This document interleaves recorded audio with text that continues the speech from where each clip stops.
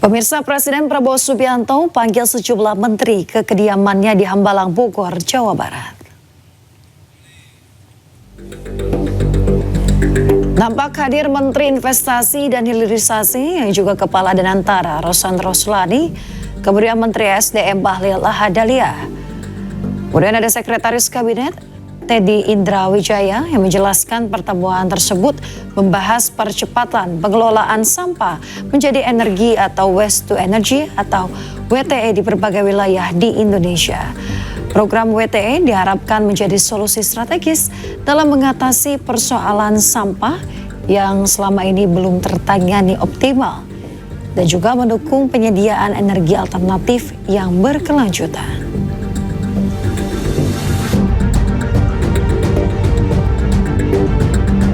Yang kedua, kami juga tadi bahas tentang energi alternatif dalam rangka menuju kepada ketahanan energi dan swasembada energi. Bapak Presiden memerintahkan untuk mengoptimalkan seluruh potensi-potensi energi yang ada di kita, baik itu etanol, baik itu biodiesel, dari CPO, termasuk kita bagaimana mendorong agar transisi energi lewat energi baru terbarukan juga kita lakukan.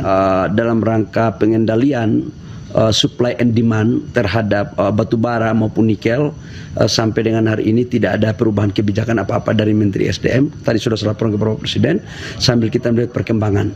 Andaikan pun kalau harganya stabil terus bagus, kita akan bagaimana membuat relaksasi tapi terukur terhadap perencanaan produksi.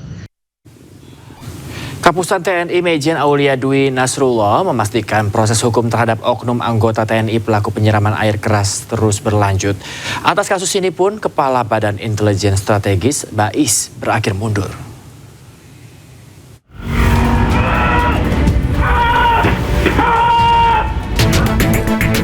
Kasus penyiraman air keras kepada aktivis Kontras Andri Yunus masih terus dilanjutkan.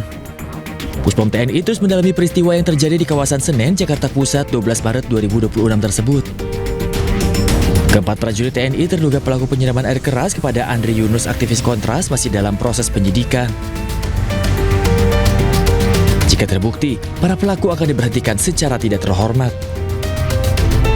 Tentara Nasional Indonesia menegaskan komitmennya dengan menindak tegas setiap pelanggaran hukum dan disiplin yang dilakukan oleh prajurit TNI. Butut dari kasus ini pun, Kepala Badan Intelijen Strategis BAIS berakhir mundur. Meskipun belum mengungkap sosok penggantinya, namun penyerahan jabatan KA BAIS ini menjadi bentuk tanggung jawab tentara Indonesia atas kasus ini. Sebagai bentuk pertanggungjawaban, hari ini telah dilaksanakan penyerahan jabatan KBAIS. 4 prajurit Badan Intelijen Strategis TNI diketahui terlibat dalam aksi penyiraman air keras kepada aktivis Kontras. TNI bersikeras untuk menjamin transparansi dalam pengungkapan kasus ini. Dari Jakarta, Tim Liputan, A-News melaporkan. Pemirsa, Menteri Keuangan Purbaya Yudi Sadewa menegaskan ini belum berada dalam kondisi darurat energi. Meski sejumlah negara ini mulai mengantisipasi krisis akibat perang di Iran.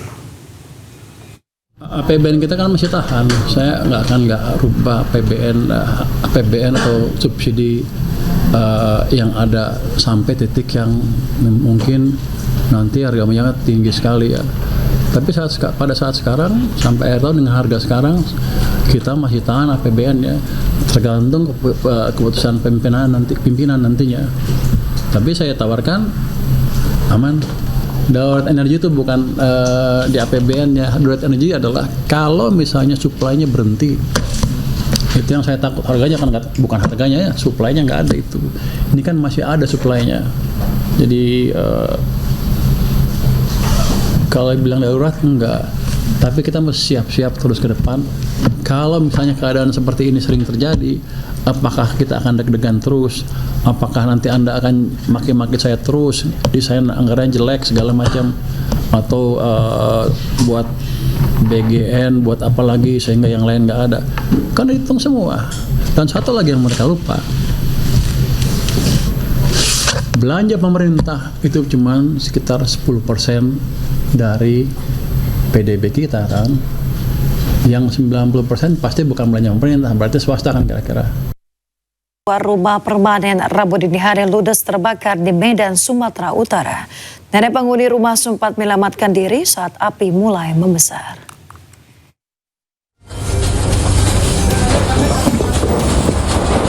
Satu unit rumah permanen di Jalan Gaperta Ujung Gang Martabe ludes terbakar. Api diduga berasal dari korsleting listrik.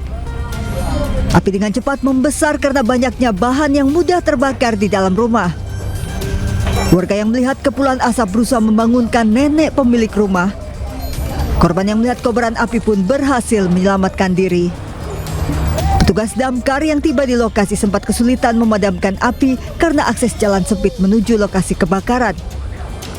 Soalnya aku tidur, datang legend-legend itu membangun saya. Aku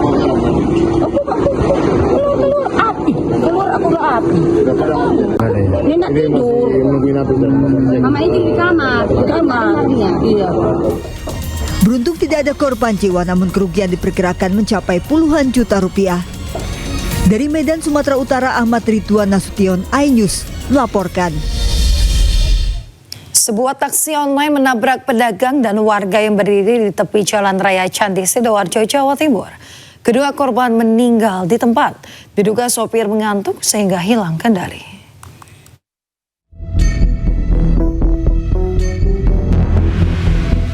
Kamera pengawas merekam detik-detik saat taksi online menabrak pedagang sayur dan warga di Sidoarjo, Jawa Timur. Mobil melaju dalam kecepatan tinggi sebelum hilang kendali dan menabrak dua orang. Namun usai menabrak, mobil tak langsung berhenti. Kedua korban sempat terseret beberapa meter sebelum mobil ini menabrak sebuah minibus di tepi jalan. Akibatnya, kedua korban meninggal dunia di tempat. Ngantuk jopok soba, lo apa nek mangan loro iku? Saat diperiksa, pengemudi mengaku mengantuk dan tidak sadarkan diri saat menabrak kedua korban. Kurang lebih setengah 5 subuh. Ya. Kan kendaraan dari selatan melaju ke utara itu sangat kencang, Mas. Terus ada di Cikampek itu ada orang penjualan sayur sama orang pembeli. Lalu habis ditabrak itu kurang lebih berapa meter keseret ke utara. Saat ini pengemudi masih diperiksa di Polresta Sidoarjo bersama barang bukti yaitu mobil dan motor yang ada di lokasi. Sementara jenazah kedua korban telah dimakamkan oleh keluarganya. Dari Sidoarjo, Jawa Timur, Pramono Putra, iNews melaporkan.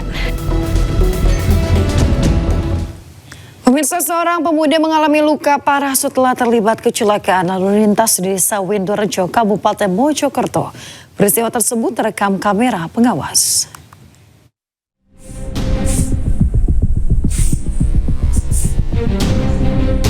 Dalam rekaman kamera pengawas, korban terserempet mobil dan jatuh membentur aspal di Jalan Raya Windorejo, Kabupaten Mojokerto. Korban Dana, 26 tahun, warga desa Windorejo, Mojokerto, mengalami luka parah di kepala dan dada.